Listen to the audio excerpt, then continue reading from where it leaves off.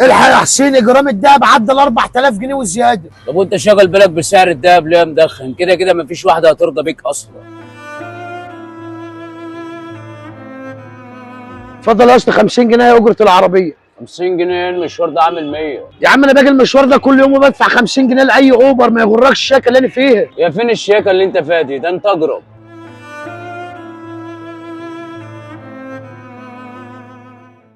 قاعد حزين كده لا مدخن، ايه اللي حصل؟ مفيش حاجه حصلت يا حسين، النهارده يوم اليتيم وافتكرت ابويا الله يرحمه. خلاص يا مدخن ما تزعلش نفسك، اشغلك اغنيه بمناسبه يوم اليتيم.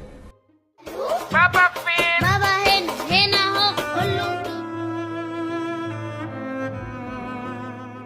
راح فين يا مدخن كده لابس ومتشيك؟ راح اخطب الله يا حسين، ادعي لي بقى ان ربنا يكرمني وابوها يوافق. مش المهم ابوها يوافق، المهم بنته توافق. يا عم لا، بنته موافقه، ما هي اللي قالت لي تعالى تقدم يا حسين. ليه يا ناظرة ضعيف للدرجه دي؟